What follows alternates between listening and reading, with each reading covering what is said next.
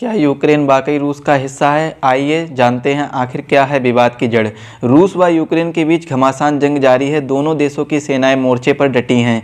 चारों ओर तबाही का मंजर नज़र आ रहा है। ऐसे में यह जानना जरूरी है कि आखिर इस जंग व विवाद की जड़ क्या है। सोवियत संघ के ज़माने में मित्र रहे ये प्रांत दो देश बनने के बाद एक दूसरे के शत्रु क्यों बन गए हैं, आइए जानते हैं विस्तार से। मेरा नाम है आकाश और आपका स्वागत है आपके अपने यूट्यूब चैनल त्रिवा क्लासेस में। अब हम समझेंगे विस्तार से कि आखिर विवाद की जड़ क्या है।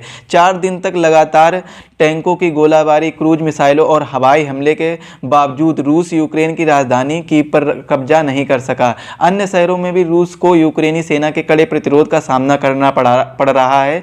रविवार को यूक्रेन के खार्किव में एक गैस पाइपलाइन को उड़ा दिया। वहीं बस्किल्व शहर में रूसी बैलिस्टिक मिसाइलों से एक तेल डिपो को भी टारगेट किया गया। शनिवार को भी कीव पर लगातार मिसाइलें दागी गईं। इनमें से एक मिसाइल कीव के बाहरी इलाके स्थित आवासीय बहुमंजिला इमारत 16वीं और 21वीं मंजिल के बीच से गुजर गई और इमारत में 2 मंजिलों से आग से घिर गई। हमले में कम से कम 6 नागरिक गंभीर रूप से घायल हो गए जबकि 80 को बचाकर निकाला गया।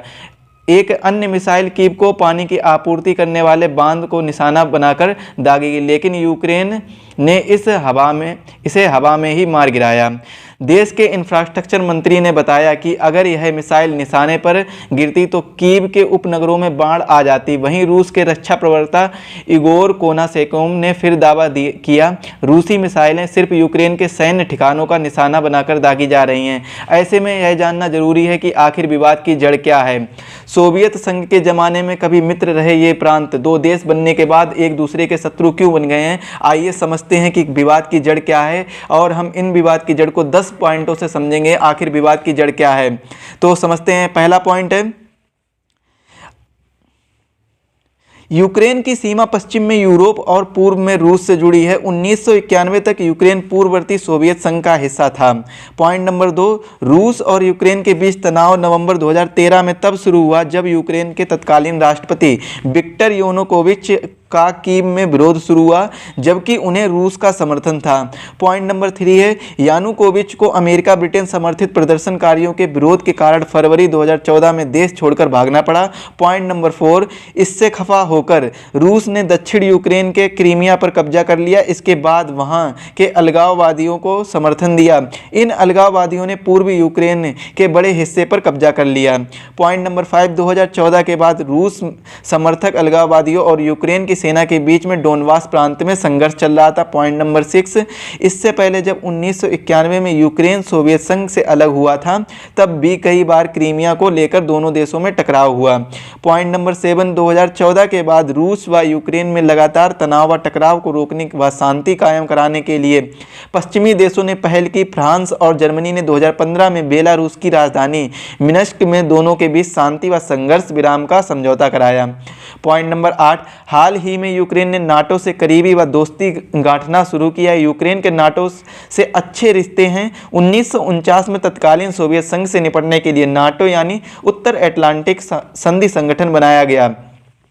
यूक्रेन को नाटो से करीबी रूस को नागवर गुजरने लगी। पॉइंट नंबर 9, अमेरिका और ब्रिटेन समेत दुनिया के 30 देश नाटो के सदस्य हैं। यदि कोई देश किसी तीसरे देश पर हमला करता है तो नाटो के सभी सदस्य देश एकजुट होकर उसका मुकाबला करते हैं। रूस चाहता है कि नाटो अपना विस्तार ना करे। राष्ट्रपति पुतिन इसी मांग को लेकर यूक्रेन व पश्चिम देशों पर दबाव डाल रहे थे। पॉइंट नंबर आखिरी है, आखिरकार रूस ने अमेरिका व अन्य देशों की पाबंदियों की परवाह किए बगैर गुरुवार को यूक्रेन पर हमला बोल दिया। अब तक तो नाटो, अमेरिका व किसी अन्य देश ने यूक्रेन के समर्थन में जंग में कूदने का ऐलान नहीं किया है।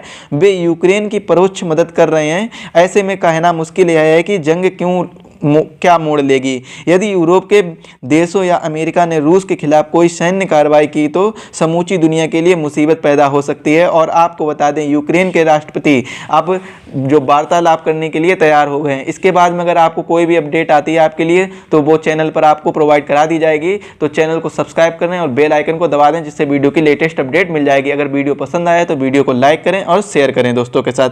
धन्यवाद।